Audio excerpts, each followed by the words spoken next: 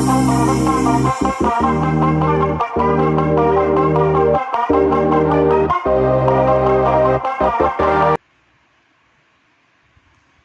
वालेकुम दोस्तों, नजीब्स official YouTube channel में खुशामदीद। दोस्तों, आज की ये वीडियो बहुत ही स्पेशल वीडियो है क्योंकि इससे हम एक नई प्लेलिस्ट की शुरुआत कर रहे हैं। ये प्लेलिस्ट ख़ास तौर से उन लोगों के लिए है जो महाटेट 2022 इस एग्ज़ाम की तैयारी कर रहे हैं। स्पेशल उर्दू मीडियम के स्टूडेंट्स के लिए, उर्दू मीडियम के कैंडिडेट्स के लिए ये वीडियो होंगी और इस सीरीज़ के अंदर हम पिछले साल के जो क्वेश्चन पेपर्स हैं उनको सॉल्व करेंगे। महाटेट का पेपर पिछली बारी 2017 में हुआ था और 2017 में अलग अलग सेशंस में, अलग अलग दिन में, अलग अलग क्वेश्चन पेपर्स के थ्रू ये एग्ज़ाम लिया गया था। तो तकरीबन 28 से 29 क्वेश्चन पेपर्स हैं जो पोर्टल के ऊपर रिलीज़ किए गए थे। इंशाल्लाह उन तमाम क्वेश्चन पेपर्स को हम इस प्लेलिस्ट में सॉल्व करेंगे। अब यहाँ पर पेपर के हर क्वेश्चन को सॉल्व करेंगे हम, क्योंकि उर्दू मीडियम के स्टूडेंट्स और उर्दू मीडियम के कैंडिडेट्स को प्रॉब्लम हो रहा है क्योंकि जो पेपर्स है वो सिस्टम थ्रू ट्रांसलेटेड है, तो बहुत सारे सवालात समझने में भी दिक्कत आ रही है। तो इस तरह से हम सिर्फ रियाजी और जहानत यानी जहनी आजमाइश के ही सवाल नहीं लेंगे, बल्कि पूरे क्वेश्चन को सॉल्व करेंगे। एक पेपर के अंदर 200 क्वेश्चंस होते हैं। 200 क्वेश्चंस बहुत ज़्यादा है, इसलिए एक वीडियो में वो सॉल्व होना, डिस्कस होना मुमकिन नहीं है। इसलिए हम डिटेल डिस्कशन के साथ में हर क्वेश्चन को सॉल्व करेंगे। इस तरह से एक क्वेश्चन पेपर के लिए 8 पार्ट की वीडियोस होगी। एक पार्ट में हम इंशाल्लाह 25 क्वेश्चन सॉल्व करेंगे। ये सबसे पहली वीडियो है जिसमें हम पेपर 1 जो कि 12 दिसंबर 2017 को हुआ था, सुबह के 9 बजे मॉर्निंग सेशन में हुआ था, वो वाला पेपर सॉल्व करेंगे इस वीडियो में हम। और इसी पेपर इसी वीडियो से, इसी पेपर से इस सीरीज की हम शुरुआत भी करेंगे। आइए वीडियो की शुरुआत करते हैं। अब यहाँ पर शुरू करने से पहले एक बात हम ध्यान में रखेंगे कि सबसे पहला जो पेपर है वो 12 दिसंबर 2017 का है, सुबह में 9 बजे मॉर्निंग सेशन में जो हुआ था वही पेपर है जिससे हम इस सीरीज़ की शुरुआत कर रहे हैं। नाउ अब पेपर का जो नंबर है वो पीडीएफ जो दी गई है पोर्टल के थ्रू, उसमें टॉप लेफ्ट में दिया गया है। जैसे इस पेपर का number, question paper title, TET paper 1, इस तरह से लेफ्ट साइड में ऊपर की जानिब दिया गया है। नीचे डेट ऑफ एग्ज़ाम 2017 12/12 यानी कि 12 दिसंबर 2017 की डेट का ये पेपर है। सुबह में 9 बजे का जो सेशन था उसमें ये पेपर लिया गया था। तो यही जो है ये हमारा नंबर्स के लिए रेफरेंस होगा और इसी सीक्वेंस से हम क्वेश्चन पेपर्स को डील करेंगे। आइए इसी पेपर की शुरुआत करते हैं हम। पहला क्वेश्चन दिया गया है। पहले ही क्वेश्चन में सिस्टम जनरेटेड ट्रांसलेशन होने की वजह से गड़बड़ हो चुकी है। सवाल को कुछ इस तरह से पढ़ा जाएगा। दिए गए सवाल में एक मरकजी बयान है जिसके बाद अलहदा बयानात ए, बी, सी और डी हैं। इन चारों बयानात के मंदरजा झैल में इन चारों बयानात के सही तसलसल का इंतखाब कीजिए जिसमें पहला बयान दूसरे बयान का मतलब वाज़ेह करता है और दोनों ही बयान मंतकी तौर पर मरकजी बयान से मेल खाते हैं। नाउ बोल रहा है यहाँ पर हमारे को क्वेश्चन के अंदर कि एक मेन स्टेटमेंट दिया गया है, एक मरकजी बयान दिया गया है और दो अलग अलग बयानात दिए गए हैं। दो अलग अलग बयानात को लेकर एक मरकजी बयान दिया गया है और फिर बाद में ऑप्शंस में इन बयानात का तसलसल दिया गया है। जैसे कि यहाँ पर देखेंगे आप, ए ऑप्शन में ए सी है, बी ऑप्शन में डी ए है, सी ऑप्शन में सी बी है और डी ऑप्शन में ए बी है। तो इन चारों में से कौन सा तसलसल जो है, कौन सा ऑप्शन जो है वो राइट है जो कि मरकजी बयान से ताल्लुक़ रखता है। ये सवाल दरअसल रियाजियाती मंतक, मैथमेटिकल लॉजिक, इस क्वेश्चन का सवाल है। जब हम देखेंगे सवाल में तो मेन जो स्टेटमेंट है, मरकजी बयान जो है वो कुछ इस तरह से है। वो या तो होशियार है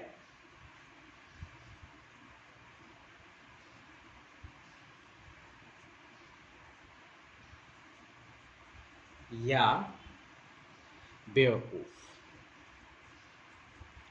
ये मरकजी बयान दिया गया है। अब इसके दो अलहदा अलहदा बयान की अगर हम बात करते हैं तो पहला बयान होगा वो होशियार है,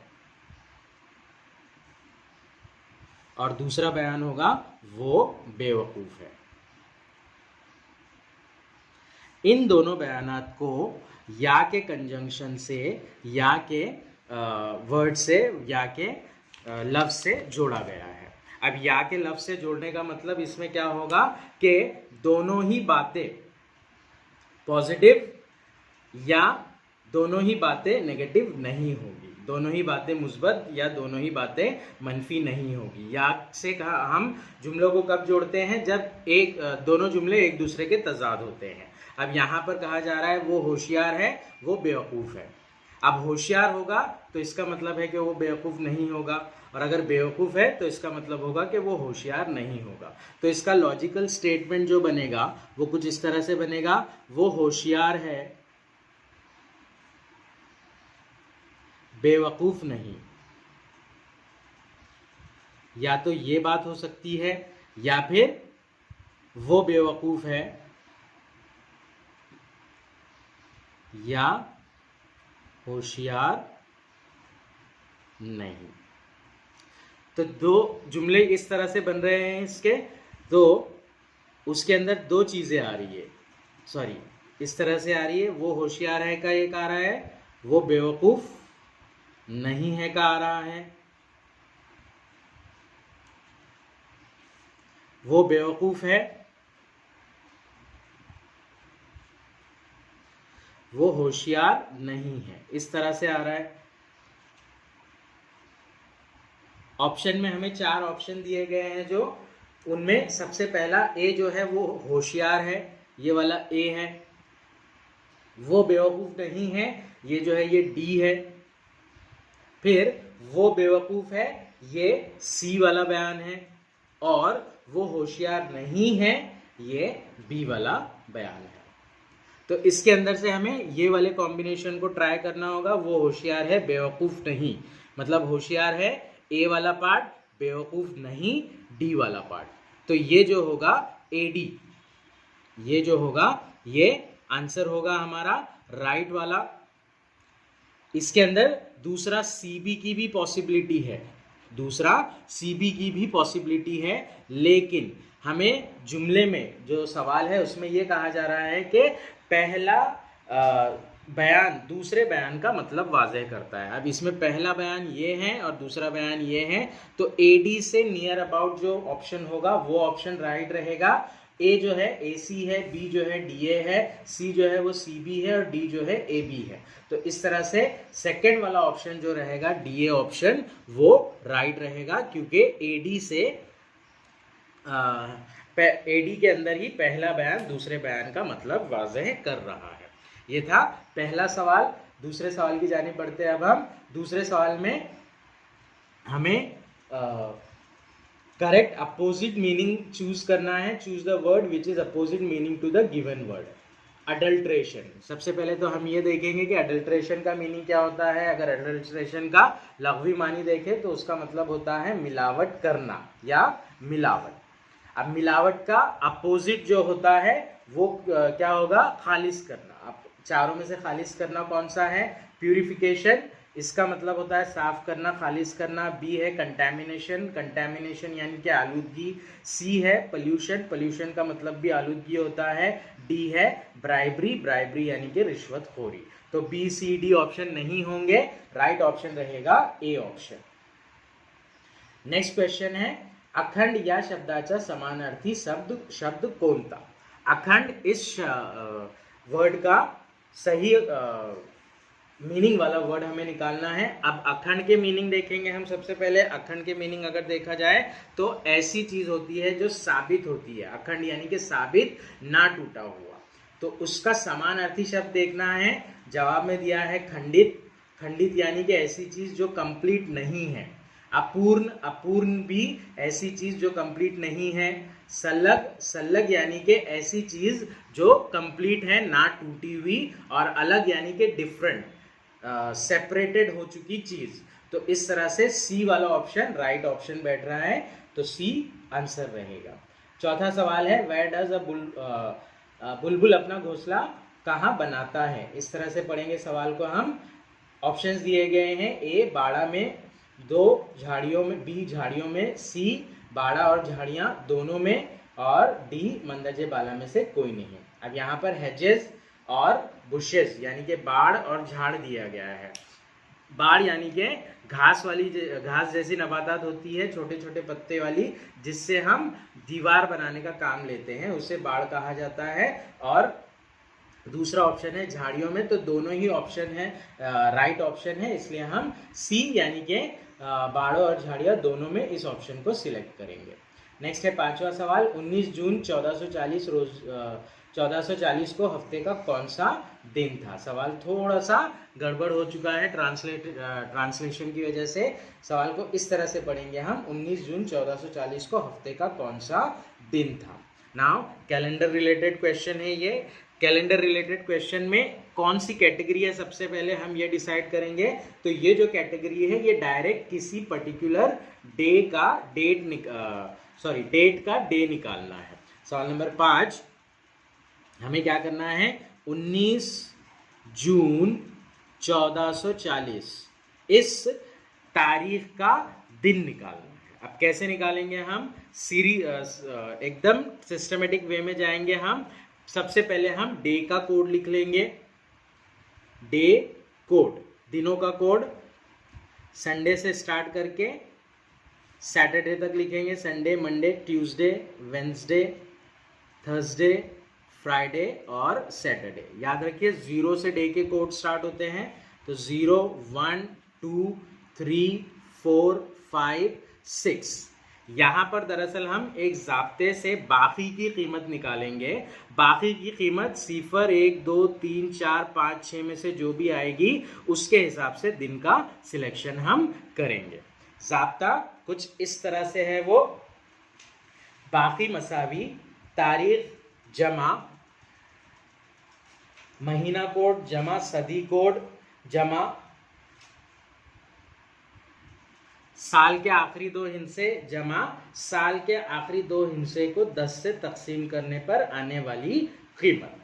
इन तमाम को जमा करके हमें 7 से तकसीम करना है, तो हमें बाकी मिलेगा। तो हमें क्या करना पड़ेगा, सबसे पहले ये तमाम चीज़ें निकालनी होगी। डे का कोड हमने निकाल लिया, सबसे पहले हम मंथ कोड निकालेंगे। मंथ कोड निकालने के लिए पहले ये चेक किया जाएगा कि दिया गया साल लीप का साल है या नॉर्मल ईयर है। लीप का साल कैसे देखते हैं हम, अगर दिया गया साल 4 से तकसीम हो रहा है पूरा तो वो लीप का साल होगा, और 4 से तकसीम नहीं हो रहा है तो वो लीप का साल नहीं होगा। तो 1440 ये दिया गया साल है, इसे 4 से तकसीम करके देखेंगे हम। 4 तिया 12, बचेगा 2, इस 4 को नीचे लेंगे हम, 4 छंग 24,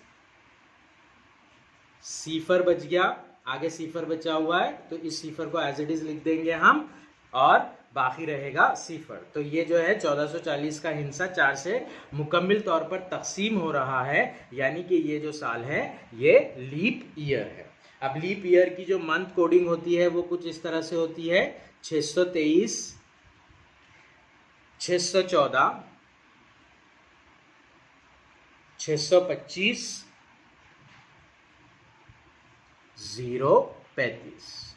ये है मंथ कोडिंग लीप ईयर के लिए। अब ये जो होगा ये कैसे होगा, जनवरी, फरवरी, मार्च, अप्रैल, मई, जून, जुलाई, अगस्त, सितंबर, अक्टूबर, नवंबर, दिसंबर, इस तरह से मंथ के कोड होंगे ये।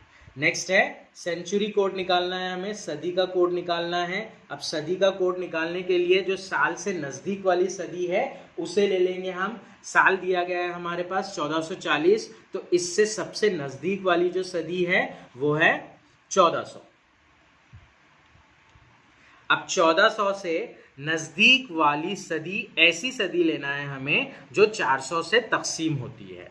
1400 के नज़दीक 400 से तकसीम होने वाले 2 है, एक 1200 है और दूसरा 1600 है। तो हम स्टार्ट करेंगे 1200 से, 1200, 1300, 1400, 1500 और 1600। 400 से तकसीम होने वाली सदी लेना है हमें यहाँ पर। अब जो 400 से तकसीम होने वाली सदी होती है उसका कोड होता है 6। फिर आगे बढ़ते हुए सिफर, 2, 4 यानी कि जुफ आदाद लेते हैं हम, 4 तक ही लेते हैं। 4 के बाद फिर 6 आ जाएगा। क्यों? क्योंकि इसके बाद रहेगा 1600 और 1600 400 से तकसीम होता है, तो उस सदी का कोड रहेगा 6। तो इस तरह से 6024 सदी के कोड रहते हैं। ये था हमारा थर्ड वाला पार्ट, सदी का कोड। अब उसके बाद में आखिरी 2 हिस्से साल के 1440 है, तो उसके आखिरी 2 हिस्से 40 होंगे।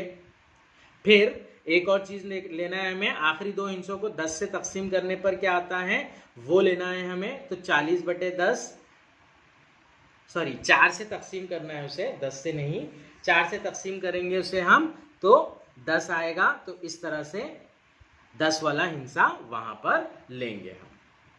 तो इस तरह से ज़ाब्ते में कीमतें रखेंगे हम। ज़ाब्ता लिखेंगे बाकी मसावी। सबसे पहले तारीख रहेगी, तारीख है 19, जमा मंथ कोड, जून का महीना है, जनवरी, फरवरी, मार्च, अप्रैल, मई, जून। मंथ कोड आएगा 4, 19 जमा 4 जमा, फिर रहेगा सदी का कोड, जमा, फिर रहेगा साल के आखिरी 2 हिस्से जो कि है 40, जमा, फिर साल के आखिरी 2 हिस्सों को 10 से तकसीम 4 से तकसीम पर तकसीम करने पर हासिल होने वाला अदद, ये है 10। इन तमाम की जमा करके हमें क्या करना है, 7 से तकसीम करना है। ये होगा 19 और 4 23, 23 और 2 25, 25 और 40 65, 65 और 10 75। 75 को 7 से तकसीम करना पड़ेगा हमें, और खारिज किस्मत की कीमत नहीं है यहाँ पर हमारे मतलब की, यहाँ पर हमारे मतलब की कीमत है बाकी की। 7 से तकसीम करेंगे इसे, 7 दाहे 70, 75 में से 7 जाएगा, बचेगा 5। ध्यान में रखिएगा ये वाली कीमत हमारे काम की नहीं है, हमारी कीमत जो है वो ये वाली है जो हमारे काम आएगी 5। तो जो बाकी की कीमत आ रही है वो 5 आ रही है। अब डे के कोड में देखेंगे 5 किस दिन के लिए मखसूस है। 5 जो है वो फ्राइडे यानी कि जुमा के लिए मखसूस है, तो जवाब होगा फ्राइडे, यानी कि 19 जून 1440 को फ्राइडे शुक्रवार जुमा का दिन रहेगा। ऑप्शन रहेगा सी ऑप्शन, फ्राइडे। नेक्स्ट है फराहम करदा इख्तियारात से सही फिगर मुंतखब करके सीरीज को मुकम्मिल करें। फराहम करदा मालूमात से या फराहम करदा खाकों से सही शक्ल मुंतखब करके सीरीज को मुकम्मिल करना है। अब ये जो सवाल है ये बहुत ही फेमस क्वेश्चन है जो कि सॉल्व हो ही नहीं पा रहा। बहुत सारी वीडियोस में इसको बस सिर्फ ऐसे ही बता दिया गया है। अब यहाँ पर आपको हम इसका एक्चुअल एक्सप्लेनेशन बताएंगे कि ये किस तरह से सॉल्व हो रहा है। अब यहाँ पर ए वाली शक्ल, बी वाली शक्ल, सी वाली शक्ल, तीनों में 2 शक्लों का मजमुआ है, एक मुसल्लस है और एक मुरब्बा है। मुसल्लस कुछ इस तरह से है और उसके ऊपर मुरब्बा है। नाउ जब आप देखेंगे तो मुसल्लस अपनी जगह पर वैसे के वैसे ही स्टैंड है। जो चेंजेस हो रहे हैं वो सिर्फ और सिर्फ मुरब्बे के अंदर हो रहे हैं। अब मुरब्बे के अंदर क्या चेंज हो रहे हैं, ये जो है ये शक्ल ए है। अब शक्ल बी जब हो रही है तो बी में क्या हो रहा है, मुरब्बा क्लॉकवाइज डायरेक्शन में यानी कि सीधे की जानिब इस तरह से टर्न हो रहा है और मुसल्लस के जिले के ऊपर से होता हुआ अगले रास पर जा रहा है। तो इस तरह से ये एक तब्दीली हो रही है और साथ ही जो निशानजदा है मुरब्बा वो गैर निशानजदा हो जा रहा है। हाईलाइटेड मुरब्बा गैर निशानजदा हो जा रहा है, मतलब इस तरह से हो रहा है। तो ये बी वाली फिगर होगी। अब बी से जब सी की तरफ जाएगा वो, तो फिर राइट की जानिब टर्न होगा और सी की तरफ जाएगा, इस तरह से आ जाएगा। अब कॉर्नर चेंज हुआ, रास चेंज हुआ, तो क्या होगा, वहां पर निशानजदा बन जाएगा, इस तरह से बन जाएगा। नेक्स्ट है, फिर क्लॉकवाइज डायरेक्शन में अपने आप को रोटेट करेगा वो और मुसल्लस के जिले से ओवरलैप करेगा, ओवरलैप कर कर अगले रास के ऊपर जाएगा, अगले रास के ऊपर जाएगा तो वो कुछ इस तरह से आएगा। अब इस तरह से यहाँ पर ऐसे नहीं रह सकता है, वो किताब में जो आंसर में जो फिगर्स दी गई है उसके अंदर दो मुमकिना फिगर है, एक सी वाली और दूसरी डी वाली, क्योंकि यहाँ पर जब आ रहा है वो तो ये हाईलाइटेड वाला निशानजदा वाला नहीं रहेगा, सादा वाला मुरब्बा रहेगा। अब इस मुरब्बे को क्या होगा, क्या करना पड़ेगा, क्लॉकवाइज डायरेक्शन में यानी कि राइट साइड में चेंज करना, रोटेट करना पड़ेगा। तो इस तरह से कुछ जवाब आएगा और ये वाला जो आंसर रहेगा वो राइट आंसर रहेगा। ये आंसर है सी वाला ऑप्शन। सवाल नंबर 7 की जानिब बढ़ते हैं अब हम। सवाल number 7, choose the word which is most similar in meaning to the given word. Begin इस से रिलेटेड यानी कि इसका हम मानी लफ्ज निकालना है हमें। ऑप्शन दिए गए हमें commence, cease, conclude, terminate.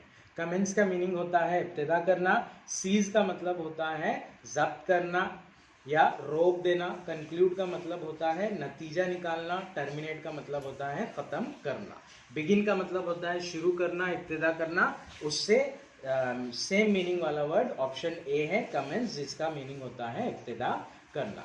Next है सवाल नंबर 8। सवाल नंबर 8 भी यहाँ पर ट्रांसलेशन की वजह से, सिस्टम की वजह से गड़बड़ हो चुकी है। इसके अंदर सवाल को कुछ इस तरह से पढ़ेंगे हम।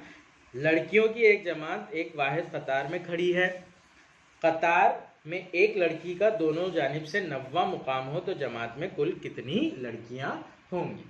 ऑप्शन दिए गए हैं 27, 17, 38 और 39।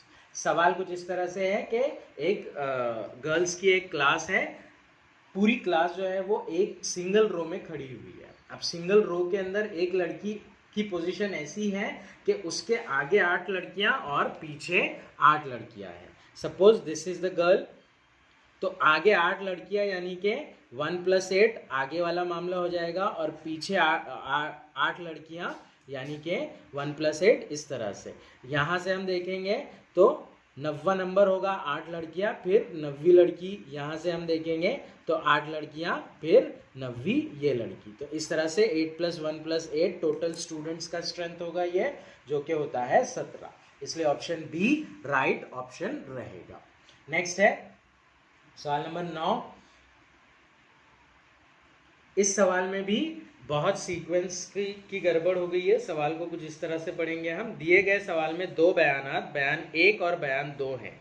ये बयानात या तो इनफरादी वजूहात है या इनफरादी वजूहात के असरात हो सकते हैं, या फिर एक बयान दूसरे बयान का असर हो सकता है। दो बयानात दिए गए हैं, दोनों बयान या तो वजूहात हो सकती है, रीज़न हो सकता है, या फिर दोनों बयान असरात हो सकते हैं, इफ़ेक्ट हो सकते हैं, या फिर एक बयान रीज़न हो सकता है और दूसरा बयान उसका इफ़ेक्ट हो सकता है। इस तरह से मामला है ये। दोनों बयानात को गौर से पढ़कर बताइए कि झैल में दिए गए मुतबादिल में से कौन सा मुतबादिल इन दोनों बयानात के सही ताल्लुक़ को उजागर करता है। पहला बयान है एक्स मुल्क ने अपने शहरियों के लिए पासपोर्ट लाजमी कर दिया है।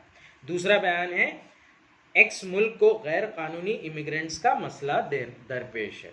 इमिग्रेंट्स मतलब बाशिंदे जो कंट्री में आते हैं। अब कंट्री में गैर कानूनी तौर पर आ रहे हैं तो इसकी वजह से कंट्री क्या करेगा, हर शहरी अपने शहरियों के लिए, हर शहरियों के लिए पासपोर्ट को लाजमी कर देगा। मतलब कर दिया है, ये जो चीज़ है ये क्या हो रही है, वाक़ई हो रही है। तो ये क्या होगा, असर होगा।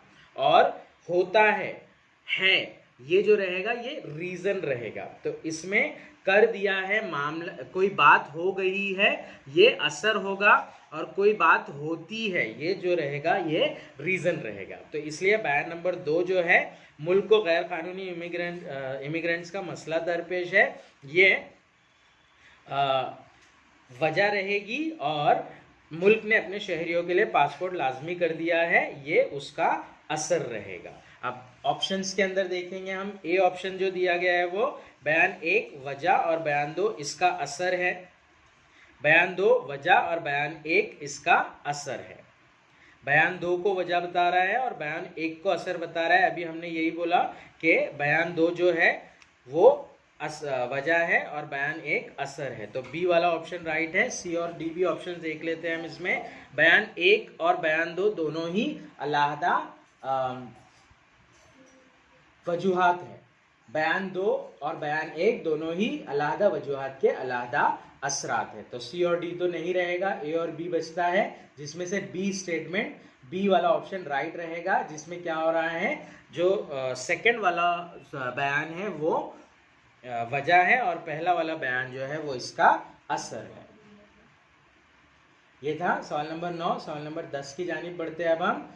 सवाल नंबर 10, त्या झाडा खाली काळा कुत्रा बसलेला आहे, या वाक्यातील विशेषण ओळखा।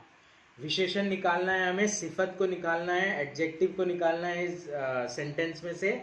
सेंटेंस में एडजेक्टिव बताने वाला जो वर्ड है वो काड़ा है। कलर जो होता है वो एडजेक्टिव सिफत को बताता है, इसलिए काड़ा यानी कि सी ऑप्शन राइट ऑप्शन रहेगा। सवाल नंबर 11 की जानिब बढ़ते हैं अब हम। सवाल नंबर 11,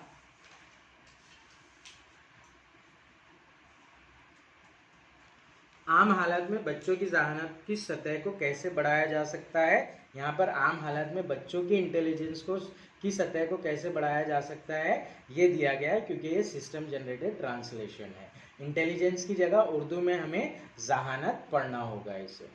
तो कैसे बढ़ाते हैं बच्चों की जहानत को, ऑप्शंस दिए गए हैं। प्रोवाइडिंग अ सिक्योर इन्वायरमेंट, एक महफूज माहौल मुहैया कराकर, बच्चों को दूसरों से दूर रखकर, तीसरा हमेशा मुस्कुराकर। जो पहला ऑप्शन है ऑब्वियसली वो तो होगा ही, एक महफूज माहौल मुहैया कराकर। दूसरा ऑप्शन बच्चों को दूसरों से दूर रखकर, ये नहीं हो सकता। तीसरा ऑप्शन के बारे में थोड़ा सा स्केप्टिकल मामला है, हमेशा मुस्कुराकर। इसका मतलब असल में होता है कि क्लास में, जमात में दोस्ताना माहौल ताल्लुक मेंटेन करके। तो इसलिए ए और सी ये दोनों ऑप्शन रहेंगे, जो कि ऑप्शन डी में राइट आंसर है। नेक्स्ट है, सवालिया फिगर में कौन सा जवाबी फिगर छिपा है। सवाल में एक शक्ल दी गई है और जवाब में अलग अलग शक्लें दी गई है, उसमें से कौन सी शक्ल है जिसके अंदर सवाल वाली शक्ल मौजूद है, ये निकालना है हमें। तो ए वाली जो है, सेंटर में एक मुसल्लस है, साइड में 2 लाइंस है उसमें, ये नहीं होगा। सी वाली भी नहीं हो सकती, डी वाली भी नहीं हो सकती, क्योंकि मुसल्लस नहीं आ रहा है वहाँ पर। बी वाला जो ऑप्शन है वो राइट ऑप्शन है इसका। नेक्स्ट है 13, खालीलपैकी शुद्ध वाक्य कोणते। शुद्ध वाक्य यानी कि सही जुमले का इंतखाब करना है हमें। तो दिवस चांगला गेली। अब यहाँ पर देखिएगा, तो यानी कि ये मेल इंटाइटी के लिए यूज होता है, तो ये इसके साथ में गेला आना चाहिए। अब हम ये देखेंगे कि दिवस मेल सेंस में लिया जाता है या फीमेल सेंस में लिया जाता है। मराठी में भी दिन बड़ा होता है, बड़ी होती है, ऐसा नहीं बोलते, बड़ा होता है ऐसे ही बोलते हैं। तो दिवस गेला, चांगला गेला, इस तरह से राइट ऑप्शन रहेगा, जो कि डी वाला ऑप्शन है, तो दिवस चांगला गेला।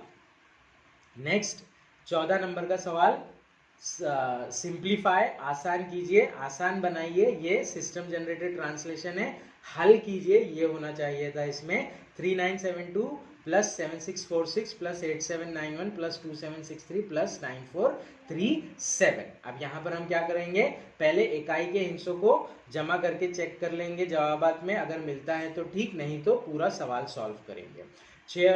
2 और 6 8 होता है, 8 और 1 9 होता है, 9 और 3 11 होता है, 11 और 7 2 और 6 8 होता है, 8 और 1 9 होता है, 9 और 3 12 होता है, 12 और 7 19 होता है। तो 19 यानी कि इकाई के मुकाम पर 9 का हिस्सा रहेगा। ए बी सी डी में से सिर्फ ए में इकाई के मुकाम पर 9 है, तो ये वाला ऑप्शन जो होगा राइट होगा, ए का ऑप्शन। सवाल नंबर 15, 5/12 को फीसदी में तब्दील कीजिए। 15 नंबर का सवाल है, 5/12 को हमें क्या करना है, फीसदी में तब्दील करना है। फीसदी में तब्दील करने के लिए क्या करते हैं, कसर को 100 से ज़रब दे देते हैं, ऊपर वाले को 100 से ज़रब देंगे तो ये हो जाएगा 5 ज़रब 100, यानी कि 500/12। 500 को 12 से तकसीम करना होगा हमें, 12 एकन 12, 5 12 से छोटा है तो आगे के सिफर को मिला देंगे, 50 बन जाएगा। 12 का पहाड़ा 50 या उससे छोटे वाले अदद तक पढ़ेंगे। 12 चौक 48, 12 पंजे 60 होता है, इसलिए चौक का 4 लेंगे यहाँ पर। 12 चौक 48, 50 में से 48 को निकालेंगे, बचेगा 2। उस 2 को आगे के सिफर के साथ मिला देंगे तो वो बन जाएगा 20। 12 एकन 12, 12 दूनी 24 होता है, तो एकन का 1 लेंगे हम।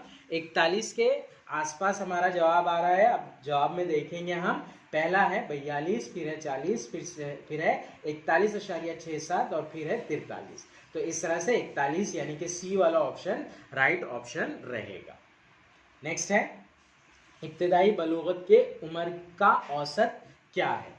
इब्तिदाई बलूगत यानी कि इंसान जब बालिग होता है तो उसका औसत क्या होता है वो लिखना है हमें। अब यहाँ पर इब्तिदाई बलूगत बोल रहा है तो एक्चुअल देखा जाए तो बलूगत 16, 17, 18 साल की उम्र से स्टार्ट होती है। तो उससे नियर मोस्ट जो ऑप्शन दिया गया है वो 20 से 40 यानी कि सी का ऑप्शन दिया गया है, तो इस ऑप्शन को सिलेक्ट करेंगे हम। नेक्स्ट है क्वेश्चन, थोड़ा सा गड़बड़ हो चुका है, उसे इस तरह से पढ़ेंगे। तदरीसी पेशे में मुमकिना तौर पर दिमागी सेहत के लिए सबसे ज़्यादा नुकसानदा अंसर डैश है। दिमागी सेहत के लिए, मेंटल हेल्थ के लिए जो नुकसानदा चीज़ है वो कौन सी है वो निकालना है हमें। ऑप्शंस दिए गए हैं। पहला वाला, उस्ताद पर ज़रूरत से ज़्यादा बोझ डाल देना, ज़्यादा काम करना, जैसे कि भरे हुए क्लासरूम, बहुत ज़्यादा बच्चों की तादाद। दूसरा है ज़ाती तनाज़ात। तीसरा है तख्लीकी तौर पर ख़ुद का इजहार करने के मौके की कमी। और चौथा है मोनोटोनी। तो आंसर जो रहेगा इसका मोनोटोनी रहेगा। मोनोटोनी यानी कि एक ही तरह से हमेशा काम करते जाना, या मतलब कोई चेंजेस ना होना। मोनोटोनस यानी कि ऐसी चीज़ जिसके अंदर कोई तब्दीली नहीं होती है। मतलब सुबह में स्कूल आ रहे हैं, स्कूल में पढ़ा रहे हैं, घर पर जा रहे हैं, सुबह में स्कूल आ रहे हैं, पढ़ा रहे हैं, घर पर जा रहे हैं, तो इससे मोनोटोनस एक्शन कहा जाता है। और मोनोटोनी की वजह से इंसान की शख्सियत में तनज़ुली वाक़ होती है, इसलिए मोनोटोनी का ऑप्शन राइट ऑप्शन रहेगा। नेक्स्ट है, out of the given options choose the most appropriate one to fill in the blank. The boy dash on the burning deck. 4 options दिए गए हैं। stood, नेक्स्ट है have stood, फिर है have stand, और last वाला option है has stand. Stood second form है, हो सकता है ये ग्रामेटिकली राइट है सिंपल पास्ट टेंस के फार्मूले के हिसाब से।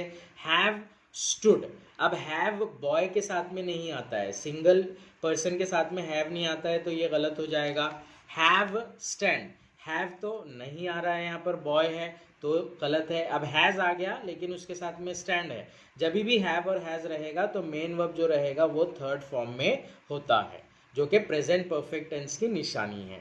तो इस तरह से बी, सी और डी वाले ऑप्शन जो है वो रॉन्ग ऑप्शन रहेंगे। राइट ऑप्शन जो रहेगा वो ए वाला ऑप्शन रहेगा, स्टूड का ऑप्शन। सवाल नंबर 18 था ये। सवाल नंबर 19 की जानिब बढ़ेंगे अब हम। इन अ सर्टन कोड लैंग्वेज, यहाँ पर भी थोड़ी सी मिस्टेक हो गई है ट्रांसलेशन वाइज। सवाल को कुछ इस तरह से पढ़ेंगे हम। एक इशारती जबान में पेनक्रीज को SAERCNAP इस तरह से लिखा जाता है। एक इशारती जबान में पेनक्रीज को SAERP इस तरह से लिखा जाता है। इसी इशारती जबान में स्टेडियम को किस तरह से लिखा जाएगा। अब एक इशारती जबान है, कोड लैंग्वेज है, जिसमें पेनक्रीज को क्या किया जा रहा है,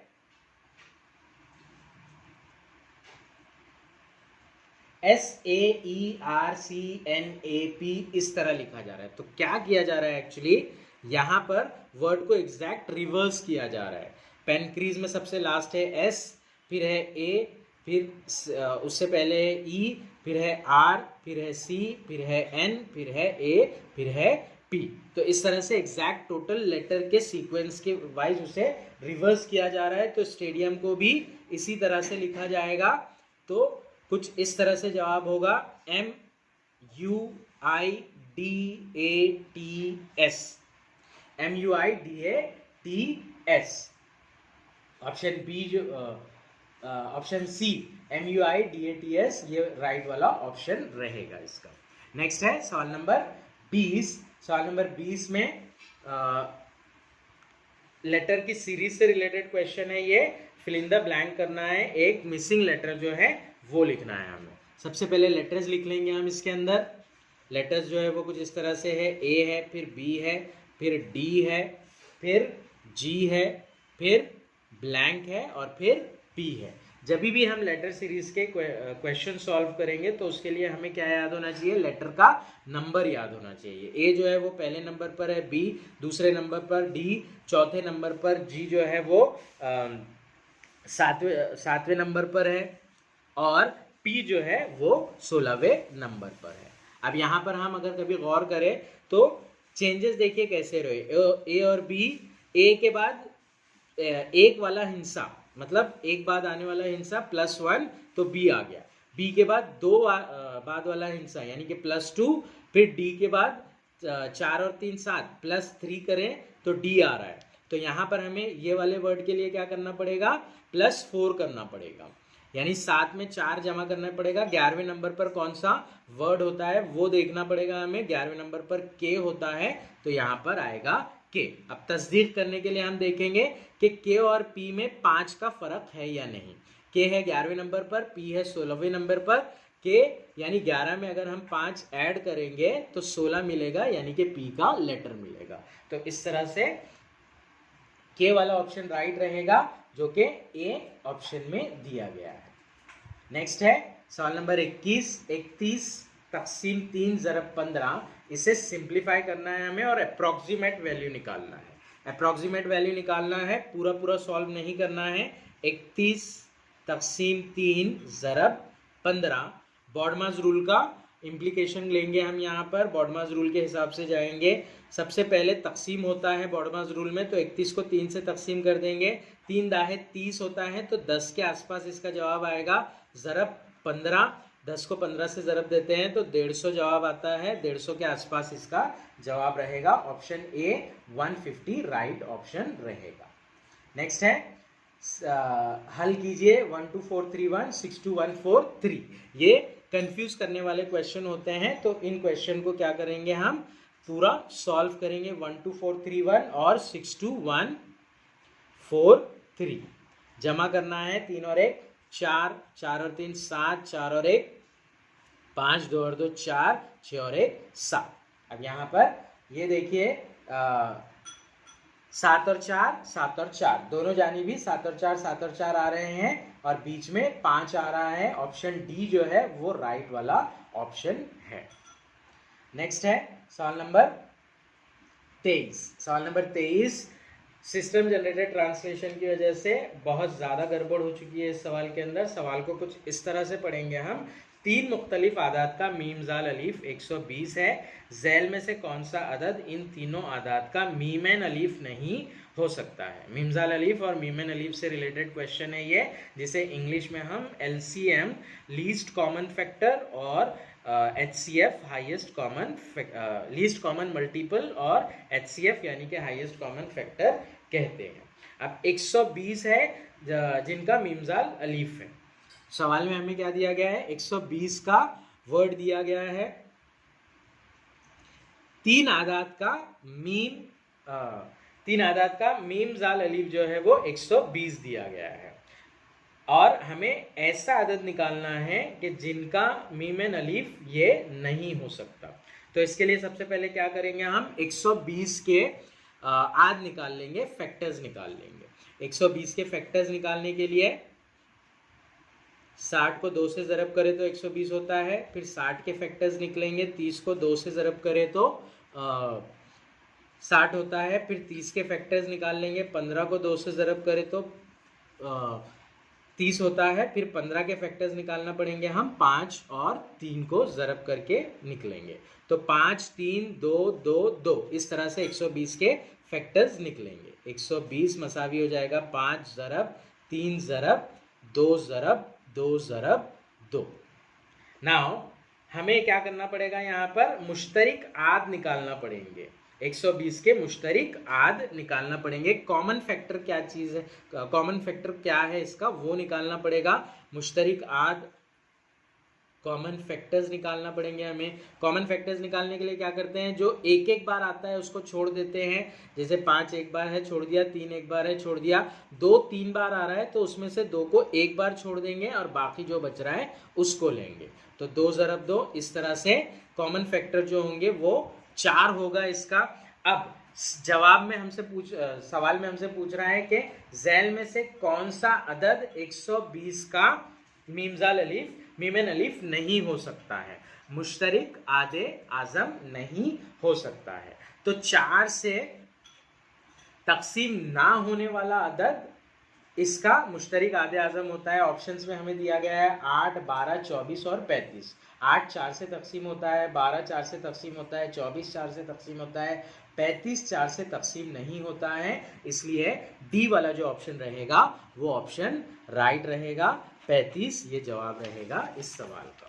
नेक्स्ट है सवाल number 25, fill in the blank with correct article. Article का क्वेश्चन है he was dash first man to arrive.